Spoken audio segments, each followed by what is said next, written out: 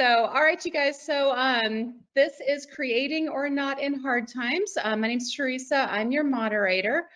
So what I thought we'd do is just kind of go ahead and go around on my screen and introduce yourself. And yeah, I've got a couple questions prepared, but I'm also going to monitor Discord. So please, if you have questions, please type question. That really helps me out so that I can find them as I'm going through, as I'm scanning through Discord. So as I said before, my name's Teresa. I'm one of the semi-sages of the pages. We've been all over this conference. I know I met Molly earlier at one of our other panels. I'm also the author of Warehouse Dreams. This is a soft sci-fi romance about the faculty at a school for teenage telepaths and psychokinetics, and that is coming out in just a couple of weeks. So LaShawn, I'll go ahead and point at you. Okay. My name's LaShawn Wanick. I am a writer. I've published mainly short stories in science fiction, fantasy, and sometimes a little bit of horror. I also am a book reviewer for Lightspeed. I am the editor of Giganotosaurus or Gigantanotosaurus. I'm still trying to figure out how to pronounce it correctly, if there is a correct pronunciation. And yeah, I also like to knit and do all the other such stuff. So there you go. Okay. Molly? Hi, I'm Molly Atkins. I am a writer, and one of my short stories was featured in Writers of the Future anthology a couple years ago. And I write fantasy, and I have 2 children, 8 and 12, 2 daughters, and a surprisingly large dog who may or may not start barking at some point. And I like to watch nature documentaries and Scooby-Doo. Oh, we just had a request for pronouns. So as you guys go around, go ahead and say that. I'll kind of go backwards. I'm she, her. LaShawn? She, her. I'm Molly? she, her as well. Okay. And then Miri, why don't you go ahead and introduce yourself? Hi, I'm Miri Baker, she, her pronouns. I am a writer, competitive costumer, and kind of serial hobbyist. As yet unpublished, but I write fantasy for adults and weird paranormal nonsense for young adults. I remember fondly a time when you could go to a convention in a costume and have someone all up in your seams, checking your finishes. And it, let's see, in addition, I'm a cartoon junkie and I'm about to rewatch Gravity Falls for about the 5th time. Nice. Ooh, I just watched that for the first time. It's so good. If you can get your hands on the commentaries, it is seriously like taking a class. It's so good. Really? Oh, that's a good point. Okay. Good to know. All right, and Scott.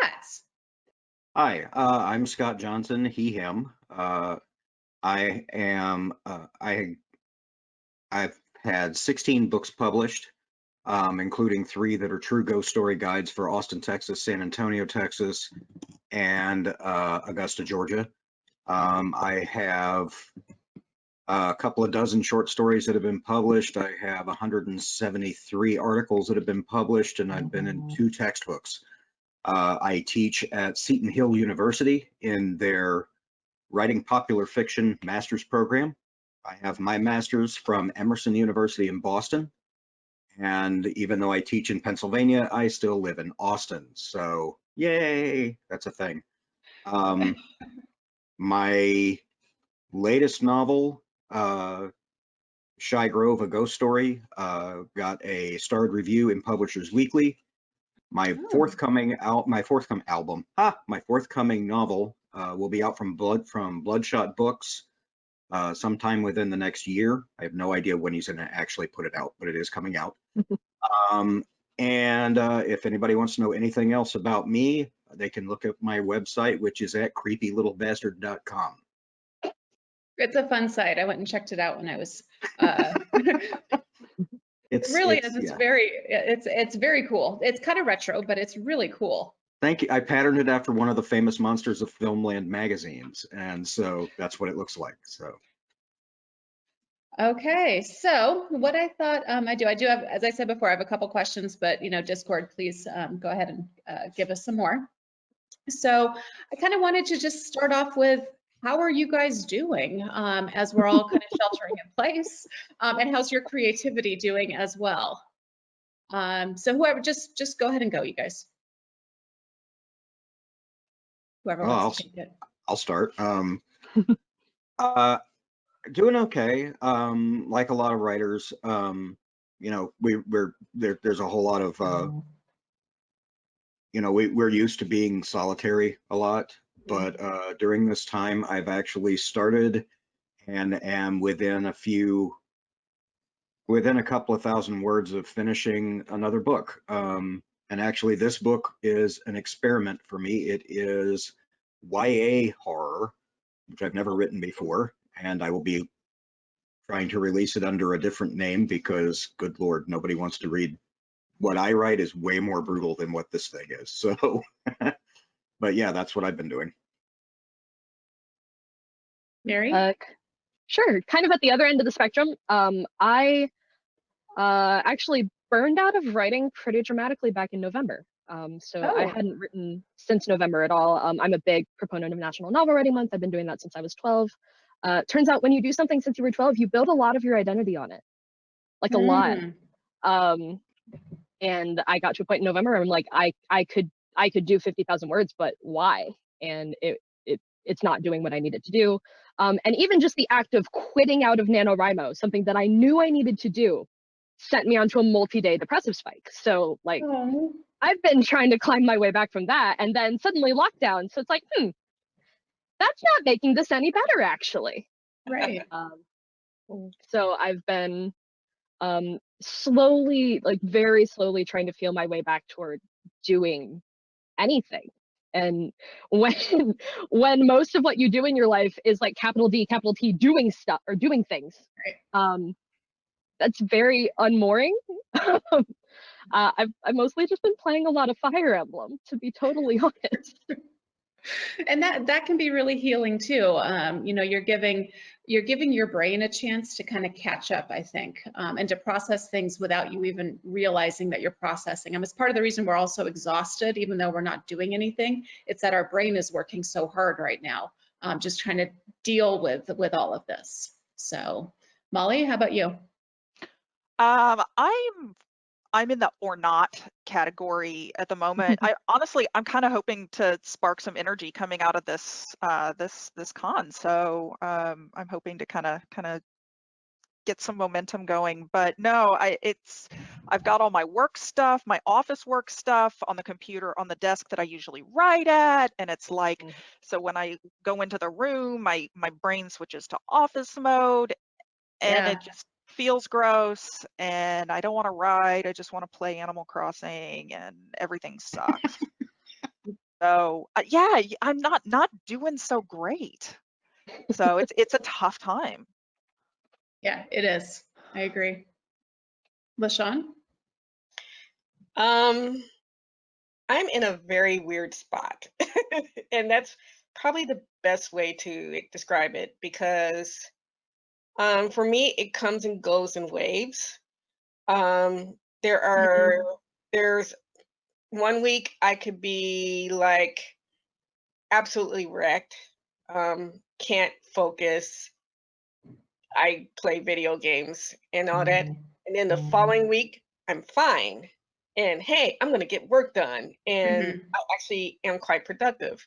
And it's just been weird. And I think part of that is because up until December of 2019, my day job had been incredibly stressful. And trying to balance work, and writing had been, it had been okay, but it had also been like, I actually did writing when I was the most stressed out at work. And when I had very, very little time. And for me, the goal of working, at the job was that I would get to a point where I can start doing writing from home. And then suddenly, boom, we're working from home. My day job sent me home and said, okay, now you're going to start working from home. And it's everything what I wanted. And my mind is like, what just happened? And it completely, utterly froze. It's like for the, it was like, I can't write. What's going on? This is what I've always wanted. Why aren't I writing? And it was, part of it was, I'm trying to figure out why. And I think I'm now at a place where I feel a lot better about it. So gradually my writing has come back. But yeah, there was a point where I just I couldn't even. That's basically where I was. And I think- that, oh, go ahead, Scott. Well, I'm at a kind of a weird place too, because I came into this, I'm manic depressive, which, you know, you would think we're in a lockdown and all of that kind of thing, which would affect me. But the strange thing is when we hit lockdown and because I spend my life in a constant state of, well, the worst is going to happen, you know, and then suddenly the worst did happen. And I had this weird sense of calm. And it was like, okay, this is what you've been training for. Now is your chance to shine, man. You were prepared for this. Yeah, Your time has it's come. crazy. It's crazy. My time has come. So I've been stupid productive. I think that's an interesting facet of creatives, because we do tend to, you know, as part of our process, okay, and then what happened? And then what happened? And what's the worst Yeah. thing we could do to these characters? So Yeah. I think, and I think that's good and bad. It does prepare us for times like this, but we also tend to kind of think of the worst that can possibly happen. And so our brains are constantly coming up with those. At least mine has been. So yay, you know, good times. So do we have any questions on the Discord? I think our Did Molly get a chance to chime in there? Oh, I'm sorry. I think I Yeah. did. Okay. Oh, did you? Okay. Thanks for thinking of me though, Mary. How do you work with the lack of sustained focus or with the sudden presence of very split focus? I have a door. I close it. That's seriously, that is the absolute best thing that you can have in your writing space is a door, and then an agreement with anybody else who lives in the house that when the door is closed, they don't bug you, you know? Yeah, my writing space does not have a door. I was going to say, and Molly, you have young kids, right? Yes, I do. Yeah. I started writing when my kids were young, and they learned, you know, from an early age. We said, okay, when the door's closed, don't bother daddy. You know, Unless the house is on fire, which actually, if the house is on fire, I don't care. You know, let it burn. No, but it's kind of an agreement that we have. Everybody that lives in this house, you know, they know that. And to be fair, everybody in my house is a creative type. My wife is a painter. She has her own little paintings. She has her own painting studio upstairs. You know, my daughter's a cartoonist and an artist, and you know, we stay out of each other's way when we're in that creative process. So I'm really fortunate in that sense. You know? Yeah, a door to me, best thing in the world. You know, I think something that's interesting, listening to kind of the variety of our experiences here in dealing with this, and I think it's something important to remember is that there's no right or wrong way to be doing this. Oh, Like, absolutely. if you're writing, like one of my really close friends in my writers group finished a novel like a couple days ago, and that's phenomenal. And you know, you see things on Twitter like, if you don't produce the next great American novel by the end of quarantine, you failed quarantine. Or if you are able to produce anything during this time period, you're a psychopath and a monster. And you know, there's other comments that those are two extremes, but there's other like on that spectrum of if this, then you're failing quarantine. And I think it's really important for everyone to just give themselves permission to do what they need to do. It's like with grieving, everybody grieves a little differently. Some people need to laugh and tell jokes and tell stories, and other people just need to be by themselves and quiet. You know, it's different, and quarantine I think is different. And quarantine I is think, a big global problem, and also tiny problems that we deal with that affect our writing. right. There's That's- not Well, and a it's, wrong way to do it. That's Yeah. 100% valid. I mean, that's great. You know, I mean, yeah, I see those same posts and I'm like, okay, this is how I'm getting through it. And but the thing is that I use my writing as a way of therapy, you know, exactly. you know, Yep. and I know a lot of folks that this happened and they were like, okay, I'm going to start writing. And then they couldn't. Mhm. And there's nothing wrong with that. You know, you have to give yourself permission to not write. Mhm. Yeah, And I so You have to Oh, forgive Sean? okay, so I've been actually comparing this year with the worst year that I've had so far, which was 2016. So back in 2016, a whole bunch of things happened to me, and I was super severely stressed out. And we also sold out, wound up changing houses in the space of 4 months. Oh my Um, gosh. day job was going berserk. And of course, we all knew what happened in 2016 in November. Not going to say, because that still causes me trauma. No, well, yeah, let's keep let's keep that piece out of this. But yes, we are all right there with you, trust me. But at that time, I was also working on a novella, which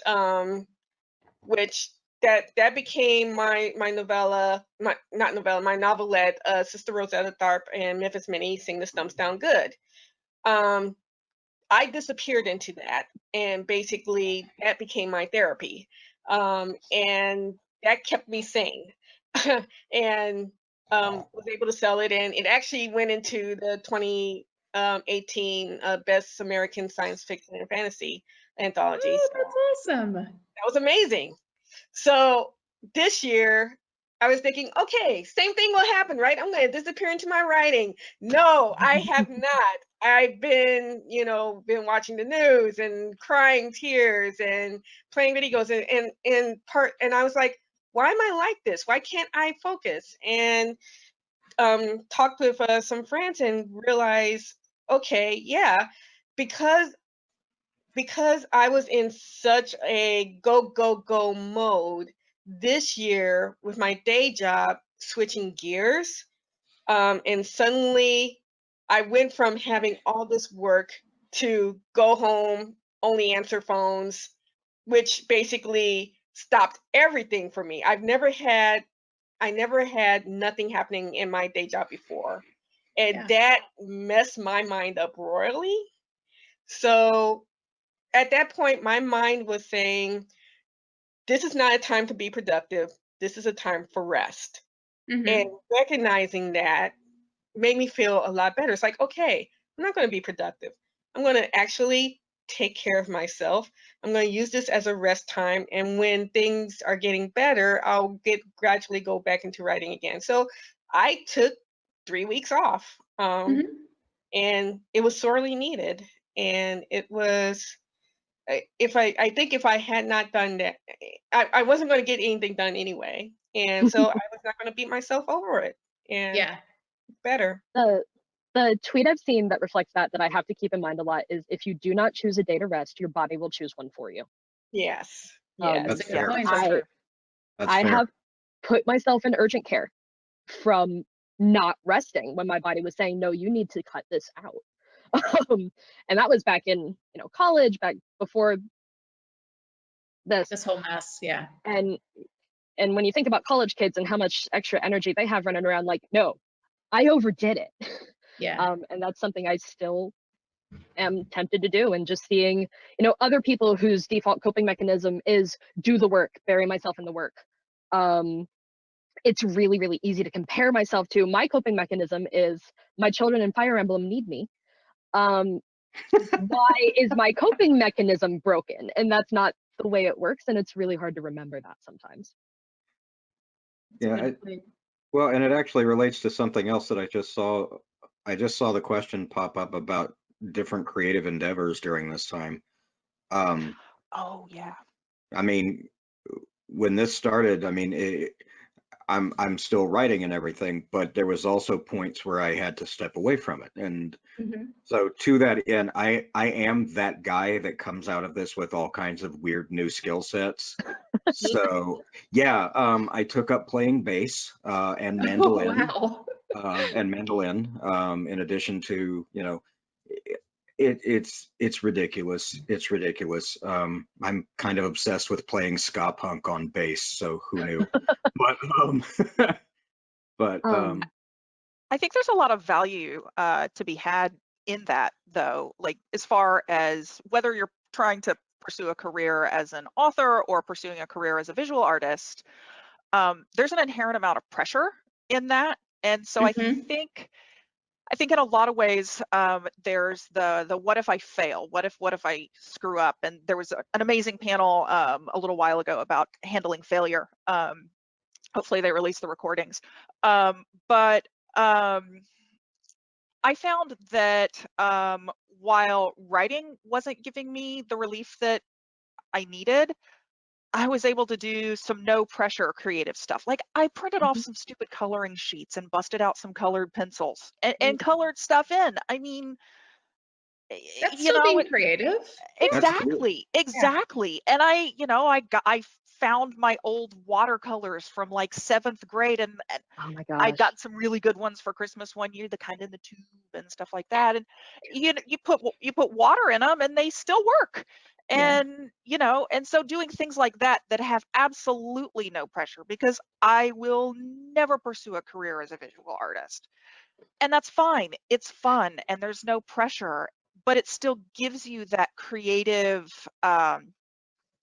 it fills that kind of that creative need that I think we Mhm. all have as artists, whether visual or with the written word. Well, can I, if I can just when we're doing stuff like that, you know, when we started writing, right? What are we doing? We're telling stories, we're building worlds. It's Mhm. creative, yes, but what are we doing? We're playing. That's what we're doing. We're engaging the Yes. sense of imagination that we had as children, right? Mhm. And so coloring and playing music terribly, or, you know, anything like that that engages that sense of play, that's a form of Mhm. self-care. And that is something that, you know, at some point when you become a writer, it becomes your job, you know, and Totally. Fingers crossed. at some point when you become a writer, you feel pressure toward being that level of creativity. So you Mhm. have to find other things to help with your own self-care that don't have that sense of pressure. I'm never going to become a professional bass player. I'm just not. I'm not that good at it. But it Sure. is so much fun. It's so much fun to just sit there and make all kinds of horrible noises and annoy my dog. So, you know, that's that's what we need. That's one of the things that we can do to help care for ourselves and our own mental well-being, is to just play, you know, Mhm. just I have that will sense of fun. I will say that you can fall into the trap I fall into, which is what if play but too much? Uh, and then That's suddenly, good too. and then suddenly, oh, I'm just gonna make costumes for fun. Okay, now I'm a multi-award winning costume contest judge. It is now very serious all the time. Oh no, I'm back to square one. Um, You took that in a different direction than I was expecting. And I like it. yep. Um, or just live your life as a Renaissance reenactor. Like you do you. Just do it inside or 6 feet away from me. Um, Molly. Oh, I'm sorry. Sorry, my internet cut out there. I thought you were done. Keep going, Mary. yeah. And I just want to call out that even though like we all know it's valuable to find those things that are just for fun and just for you, that doesn't make it easy sometimes. Mhm. Like there's a paralysis in, okay, I'm going to pick up these watercolors that I had when I was 15. Oh God, I'm bad. Even though it does not matter, no one will ever see it. If the mental block is there, sometimes it's there. Yeah. Um, there's a questionnaire that says what kinds of self-care support your creativity. Um, and I know that we're talking about, you know, picking up different skill sets and all that. You know, my favorite kind of self-care for that helps support my creativity, it's a nap. I'm not even kidding. I mean, I'll grab my dog and I will go. I have a covered screened in porch outside of my back porch. And I will go lay down on my couch with my dog and I will take a nap. And it's one of the best things you can do for yourself, you Mhm. know? And I mean, Mary not, Robinette, oh, sorry, go ahead. no, go ahead. Go ahead. Well, I was going to say a few years ago, Mary Robinette Kowal posted an article on her blog. She had been struggling with writer's block, and the article, I forget the exact title, but it was something, when is writer's block more than writer's block, I think, and it was dealing, sometimes writer's block can be depression. And so I think it's really important, especially for audience members, to kind of take a minute and key into your mental health. Do you need to call somebody? Do you need help calling someone? Take your medicine. If you're on medicine, take your medicine. You know, take care of that aspect of it as well. That's really critical, especially right now. So I think as well, I think self-care. you need to kind of be aware of where your walls are.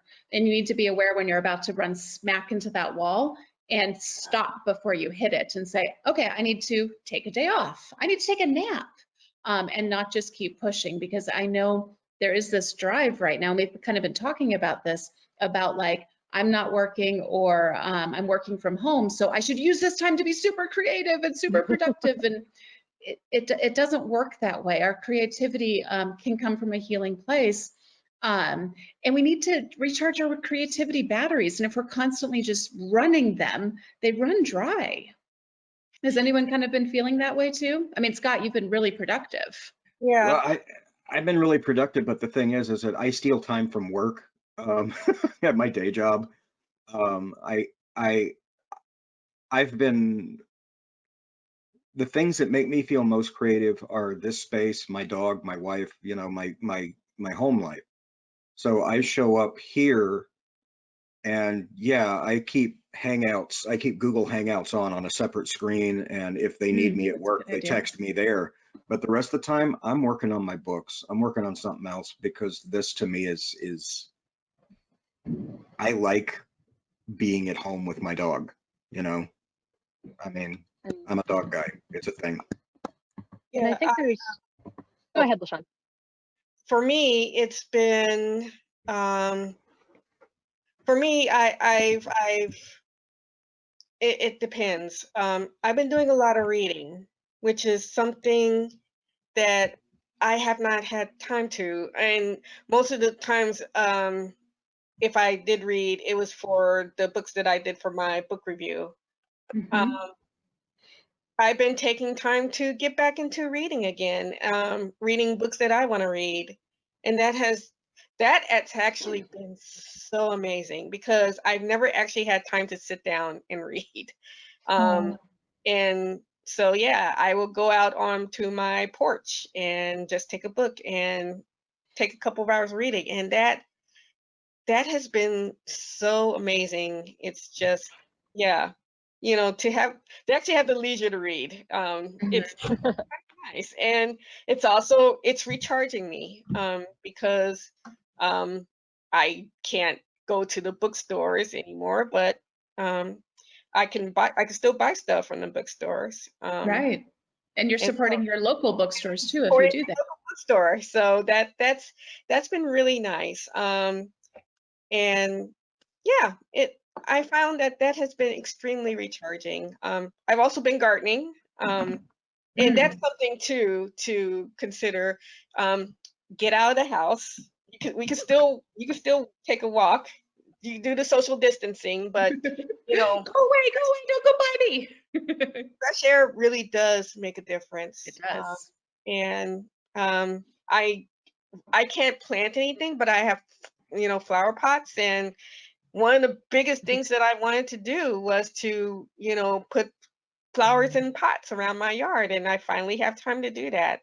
And it was just a little thing, but I felt so accomplished.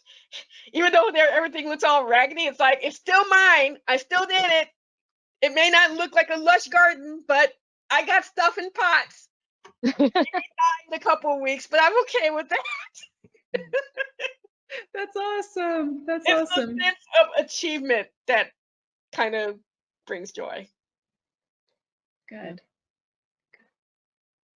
Anybody else kind of doing something like that, kind of on the self-healing side of things? I've been walking. I've been walking a mile and a half every morning. I do 20 minutes of yoga right after that. Good for Um, you. Well, okay, I should preface this. I'm also the assistant coach of the Texas State University karate team. I'm a 6 Dan black belt. So Cool.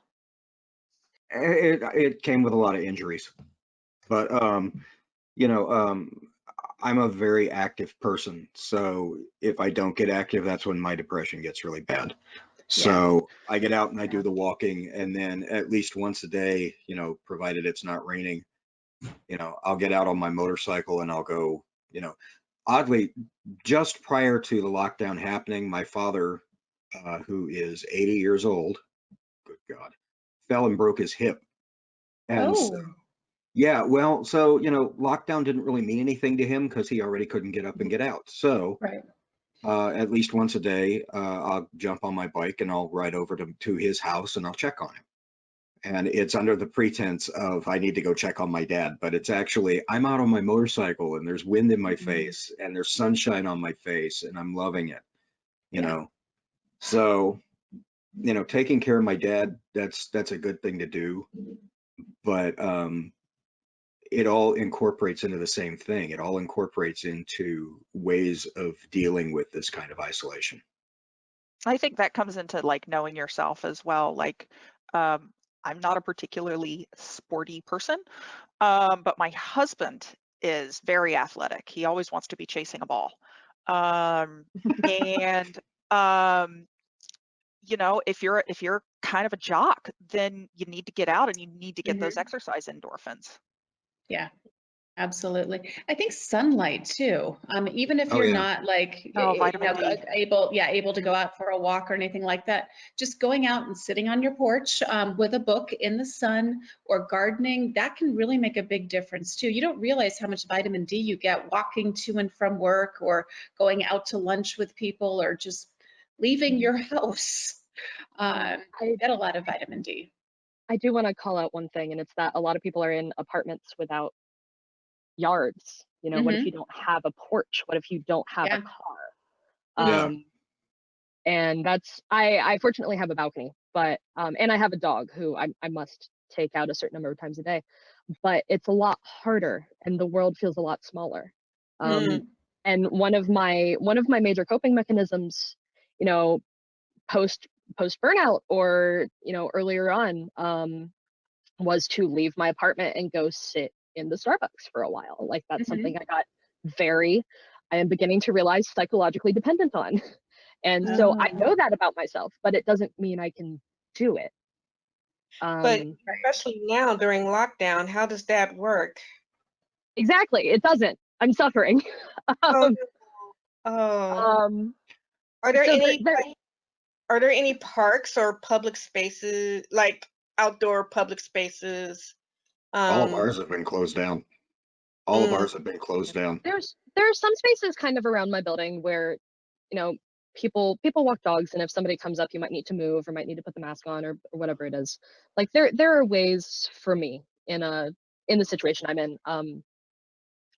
I'd be kind of interested in talking about ways to deal with things that don't necessarily depend on you having a house or having a door or having a yard. Because I think there's probably a lot of the audience who are in those kinds of situations too. Yeah, let me pop over on Yeah. Discord and see what people are saying. All right, we've got knitting. Yeah, I don't have a garden, but walking, yay. Zoom calls, writers groups. That's a really good one. Has anyone on the panel done that yet? I've done that. Oh I've yeah. done, Done a fair bit of I got asked to be a part of an online storytellers thing, Oh, cool. which there's some friends of mine from Boston and from well, actually the whole Zoom thing involves a dozen storytellers from all the way from Los Angeles to New York City. So I got to be the Texas guy for that, and I've done it twice, and it's a hell of a lot of fun. It's one hell of a lot of fun. Oh, good. That's a great one. If you get a chance, go ahead and pop that in the Discord and maybe we can hear about that one. Let's see here. Somebody's talking about doing bar, so ballet, kitchen counter or dresser. Let's I know, see. like, was our actually- YMCA has put out, we're YMCA members because of the kids, because of camps, which aren't going to happen this year. And Oh, yeah. they've given us a bunch of free exercise videos that we can do. You know, it's an app, I guess, that you download on your phone. I downloaded the app, but haven't done any of them. You know what? That's the first step. YouTube is But your yeah, friend. there's YouTube. There's the YouTube is your yoga friend. with Adrian that Mhm. my daughters both really enjoy. That's where I found my yoga person. Yeah, absolutely. Yeah, there's a bunch of Exercise. different videos out there. Netflix has a Yeah. whole exercise section if you're a Netflix subscriber. But yeah, YouTube. And if you If don't know you- how to watercolor, there's a lot of YouTube. There's Yeah, YouTube if for you're- everything. Everything. If you're looking to get into yoga and you're a complete noob, yoga with Cassandra is freaking awesome. Freaking awesome. So And there, music's Go another ahead. thing. Oh yeah. You want to create a space that's just yourself, and if you have no place to go, put on headphones, put on music. You have a space. And if you just sit and listen, you know, that creates a space around you that, you know, no one else. And it's good for like introverts who who have to share the house and be around people. Are, you know, for me, I'm lucky that I have a room, but I've also, you know, we have a very small house. So sometimes, and we're a house of introverts, except for my 16-year-old son. Who's next? Oh, I have one of those. I don't My know how 8-year-old that daughter. happened. So, but My dog. but one of the things he does is he loves barbershop quartets. Again, I don't know how oh, that's about. fun. That's cool. That's cool though. That's know how pretty cool. But he puts on when he you know, he needs to get away from mom and dad, he puts on barbershop, and that drives us away. There's a question on here that's relating to this. It says, "How are you dealing with having extra people in the house if you are introverts?" Oh, God. My And youngest I don't daughter. have a door. This is my Yeah, door. my youngest daughter is home from college. My two kids are too. Yay. And how do I deal with it? I'm really, really obnoxious when I want to be. I have a bullhorn and a Nerf gun. And Oh, no. wow. yeah, That's I've been phenomenal. chasing her around the house with a Nerf gun, or if I have to call her, even from the next room, I'll use my bullhorn. Just because it amuses me to do so, and it really pisses her off. So Sometimes I you just have like to. the Nerf gun. I really like the Nerf gun. I'm gonna have to carry one around with me. yeah, look directly behind me. You see that red thing? Mhm. That is a red Nerf cannon, and that thing Oh my shoots God. balls about that big around. They're yellow and they're made of foam, and just it's so much fun to walk around. And like when my daughter is sitting there watching television, and she knows when I'm doing it too, because I can't be quiet about it. I'll start walking around the room going, "We approach the beast cautiously." And I start sneaking up behind her, and she's like, "Don't do it, don't do it." Tack, daddy. So, yeah, I'm that guy. I am. Yeah, like Yeah, I with said, my kids running around, noise canceling headphones. Mhm. My office got these for me for work, and since I brought all of my office gear home, this is part of my office gear that came home with me. So Same it's situation here. getting used. Yep. I live with one partner and one dog, and I need total breaks from even them sometimes. So that is I go back in the bedroom, close the door, headphones on. I'm like, please pretend I'm not here. And pretend I'm not here does not mean come in and tell me about a cool thing you saw on Facebook. It means pretend I'm Right. not here. Yeah, I'm not physically in the building anymore. Yeah. yeah, Yeah. we're Sorry, LaShawn, go ahead. no, you go ahead, because my thing's a little different. Go on, Molly. Okay. Well, I was also going to say that I downloaded a meditation app. I did that too. I heard about it from that same blog post that I mentioned earlier from Mary Robinette Kowal. It's Headspace, and I go just about the same time every afternoon, and I say, okay, mommy's doing her meditation app. Do not disturb. And I go in the bedroom and lock the door, and they leave me alone, and it's glorious. All right, we have a couple more minutes. Let me see what questions we have. Oh, we have a question. What do you think of online write-ins as a way to motivate oneself to write? So I It just depends. I finally got in that space that I can actually do it. For the past few years, I've actually have not done it because my time was extremely limited, and I had learned I need to write when I can, not when I have a set time. So I was actually really good at writing when I had very little time. It was amazing. Now I have all this time, and it was like, I don't know what to do with myself, kind of stuff. So I've kind of rediscovered write-ins. I attended my first one on Friday, and I'm like, oh, this now works for me. And that's good. So yeah, so if it doesn't work for you, don't beat yourself up for it. It just means that you will just need to find some other way. But for me, right now, write-ins work. And it's mainly it's not so much me writing, it's having other people on the same, seeing my writer friends and all of them writing, and being quiet. It's actually really nice. And it's like, okay. And it makes you feel connected in a way, which is Yeah. something, we all need now. So, Yeah, And I would say writers, that go ahead. even if they didn't work for you in the past, they might now, because your brain probably works differently right now than yeah, it did a few months ago. Yeah, Yeah. they don't work for me so much, but that's because whenever I see people, here, my first instinct is to talk to them, and I'm that disruptive influence, and I try not to be. So, I mean, you've got a Nerf gun and a bullhorn, so I've got a Nerf It gun and a fits. And a bullhorn. bug. What do I need other people it for? fits.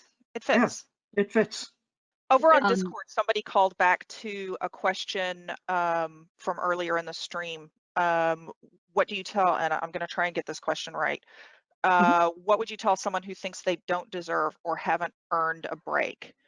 I am Horseshit. this person. Oh, you take a break.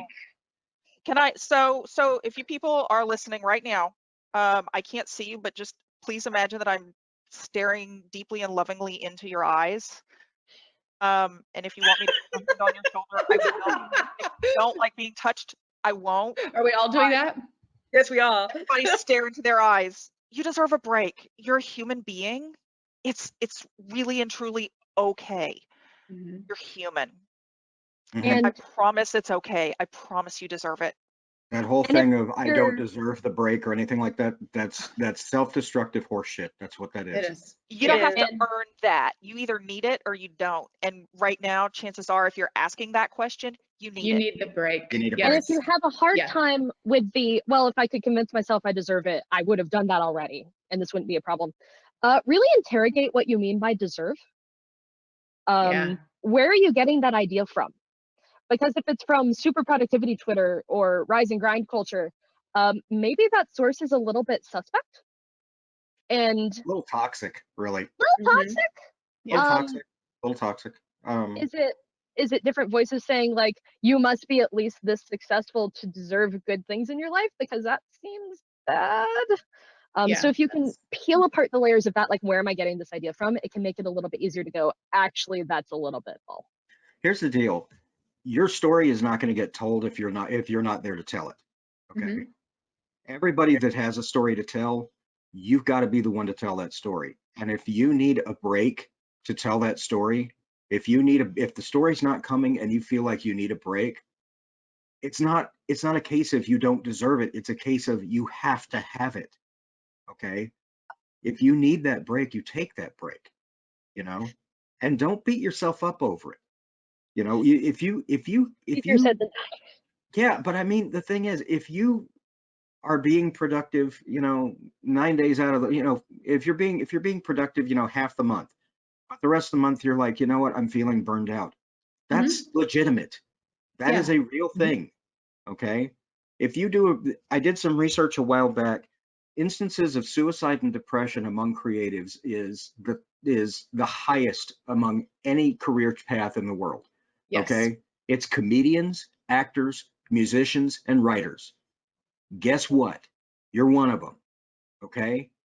Even Take if you time. haven't published anything or sold anything, you are a No, creative. Yeah. And so what you need to do is you need to take the time that you need, because if you're not here to tell it, the story won't get told. And the last thing that I or anybody else on this panel wants, and yes, I am speaking for you, and I apologize for that, but the last thing I or anyone else on this panel wants is for you to become another freaking statistic. Yes. Absolutely. Take the time. Take it. And there are some days where the Getting off my most you're going to be soapbox. able to do is going to be, and I read this somewhere, and I forget who I'm stealing this from, but I'm stealing this from someone. There are going to be days where the most that you can do is going to be to get up. Maybe you'll take a shower, maybe you won't. But some days just getting out of bed, putting some breakfast in your face, and you've won that day. You won. Yep. And I'm going to actually add an extra thing for my African American sisters and brothers and all those who are within the spectrum of that. The news is hard. Yeah. Especially for us, and it's not just us. It is, the Asian diaspora. Things are really, really hard, but especially more so for us. So if you need to take a break, good God, take a break, because one thing that for me that made it very, very hard to write was because a lot of stuff that was happening in the news. And I was grieving for that. And I couldn't deal with stuff. So I actually had to stop watching the news because it was just too much. And that can be a form of self-care, turning off. It is not virtuous to stay informed just so that you can suffer. Yeah. I'll tell you another great thing to do that works with self-care. Get off Facebook. Yeah. God, for God's sakes, just get off Facebook. It's so there, toxic a lot of the times. It is. There are legitimate reasons that people get stuck there, but limit it to the extent that you can. Yeah. Limit it. All right, guys, we have 2 minutes. I want to make sure that LaShawn was able to finish her thought. No, that you're good. Okay. I think that itself is such a huge thing that it feels like it needs to be a separate panel on its own. Oh yeah, absolutely. I think we could have kept going with this panel for another hour. So I think 1 hour wasn't enough for this. What I can say is I'm going to put a plug in for WisCon, because there's going to be panels about that. And if you are a person of color, or if you are for our LGBTQ folk, that's going to be a virtual place. And if this weekend was amazing, the virtual WisCon is going to be great too. So go there. A good plug. Any other real quick by the ways? We never quite circle back to the how do you deal with the focus thing. I realized that I cannot keep a to-do list in my head anymore. I literally can't do it. It may feel really dumb to have to write down every single little step of everything you're going to have to do. Do it anyway. Teeny steps. Steps so small you literally cannot fail at them. Yeah, it's not dumb. 5 minutes who doesn't remember what you were doing, well, thank you. It's not dumb if it works, right? Exactly. Exactly. And that's, I know we're out of time, but that's actually a time management technique rather than saying, I need to update my website. You say, okay, I need to update the bio on my website. I need to update the media kit on my website. And you break it down and that makes it more obtainable. And that's for every little thing in your life right now. It's all Everything. harder, and that's okay. Yeah. So, Yeah, exactly. yeah. All right. I think we are out of time. So huge thank you guys. This was a wonderful discussion. My phone was actually blowing up with just comments of love from people that I know. The Discord has just been absolutely incredible. So thank you to everybody. Thank you to everybody's comments and just for, I think everyone just being so raw and honest in this panel. So Go I to think that's it. creepylittlebastard.com. Yes. Any Yeah, quick I love plugs? real Quick ghost plugs? stories, so I'm all about that. Yeah, anybody else a quick plug before they kick us off? Find me on Twitter at Mary Baker. I talk about this stuff just basically all the time now. I've forgotten how to think about anything else. I'm on Twitter at @MAtkinsWrites, but I'm not tweeting currently because my self-care is taking a Twitter break. Good for you. Find me on Twitter Good for at you. Jenkins. I'm actually on Twitter. I'm a lot more on Twitter than I am on Facebook. So follow me there. You can Yeah, find I'm me. also, oh, go ahead, Scott. You can find me on Twitter at Horror Scott. So. And I'm on Twitter as well, Teresa H. Author. So, all right, Brilliant. you guys, I think that's it. So don't, for the panelists, don't leave. We have to be dismissed. Otherwise, that crashes the system. Oh, I'm okay. totally Noted. not leaving. Okay. Never leaving. Bye, everybody. Bye, Oh, thank I'm you gonna see so Scott. much. Bye, you guys. Take a break.